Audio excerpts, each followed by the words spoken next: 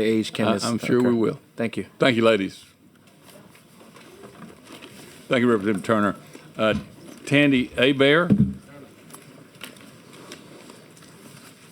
Katie Alexander.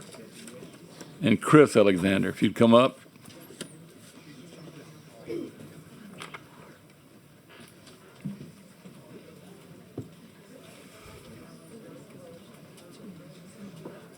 Good morning. How are you? Good to see you. Somebody didn't come up. Good morning. Give us your name, please. My name is Tandy Lynn Abear, and I'm a mom, and I'm from Lafourche Parish. I come here to tell you my story. A few years ago, my daughter was told by professionals at Children's Hospital in New Orleans that she was really a boy in the wrong body. And then her father and I were told that we had to accept our daughter as our son. That if we didn't, we would have a dead daughter. Wouldn't we much rather a live son? You see, she was inpatient at the Children's Adolescent Inpatient Unit called Calhoun, and that's where the doctor found her that also runs a gender clinic. Last year, I brought her to an endocrinologist out of Children's. I mean, what could it hurt? I thought, have some blood work done, test her hormone levels. I never thought that I would be asked to leave the room, that I would be told that at 13 years old, they separate parents from children. They separate them from emails, from the exam room, from the medical records. And even if I get my adolescent daughter's permission to see her medical records, it's still different records that I see, because that same doctor also contributed to an article about how do we get this confidential adolescent health record. It's called granular. I'm not going to. Ma'am, if you turn this in and connect it. Yes, I had sent in a bunch of. This is what we're talking about today. I sent in a bunch of emails yesterday. I'm sorry. Okay, so when we went to the endocrinologist, they sent my daughter for a hand x-ray to see her stage of puberty. Now, this was on the first visit. They wanted to give her puberty blockers. I said, no way, but that was not until after a doctor named Ryan H. Pasternak walked in the room. He tells my daughter, hey, I haven't seen you since Calhoun. That's the inpatient behavioral unit. Then he asked me my custody arrangement, and he laughed at me when I expressed my concerns with my parental. Thank you, ma'am. Thank you. And actually, Dr. Pasternak will be up here in just a second. We'll hear what he has to say. Yes, sir. Good morning, Chairman Bagley. Thank you for allowing me to testify here this morning. Chris Alexander, Louisiana Citizen Advocacy Group. I wanted to address a couple issues briefly. There are between 500,000 and 600,000 minors in Louisiana who are on either Medicaid or CHIP, which I think are related programs.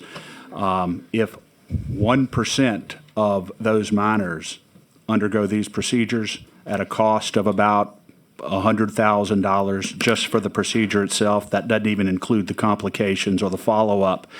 We're talking about hundreds of millions of dollars of taxpayer money going to these experimental procedures.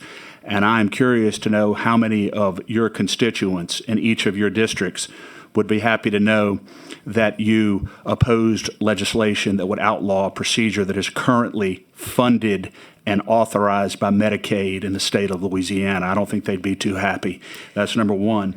And number two, there's an explosion of lawsuits right now all over the country because of complications associated with these procedures. Louisiana is currently the most litigious state in the country, or one of them. We certainly do not need more lawsuits in the state of Louisiana. And so I would encourage you to support the legislation, principally because the overwhelming majority of Louisiana citizens will not approve of their tax dollars going to this experimental madness, number one, and number two, because there's way too many lawsuits already, and believe me, they're coming. And thank you for your time. Thank you, sir. Representative Cox, you have a question. Yeah. Oh, no, ma'am, would you please, ma'am, right over here. Oh, hi. Yes, sir.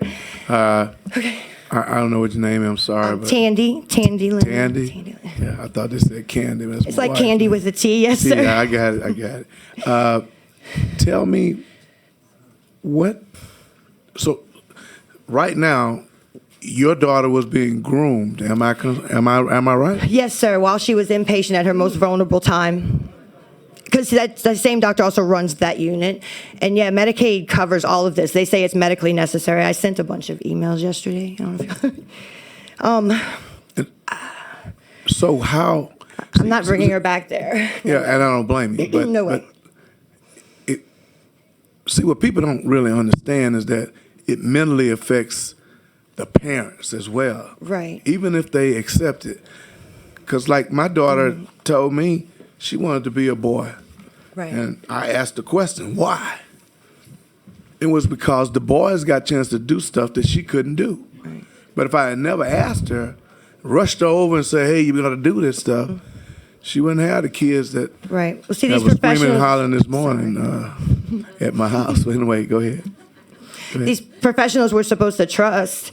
I want to be able to bring my daughter to get the help that she needs for her other, underlying issues. And I can't trust medical professionals. So I would really appreciate if this bill can be passed so I can trust medical professionals again. Because first, doctor, do no harm. Please, if you don't mind, if No that's harm. okay. I understand. And that is what they Yeah, the creed is, do no the first harm. oath. Yes, sir. And so I just wanted you to this leads to what I'm saying. Grooming. I'll write a song about it before it's over. Oh, I like to write songs Grooming. about this. I don't. Yes, sir. Thank you, Representative Cox. The last three in favor and wishing to speak, Raheem Williams, come up. Fiorella Traponi, if you'd come up. And Jill Hines, if you'd come up.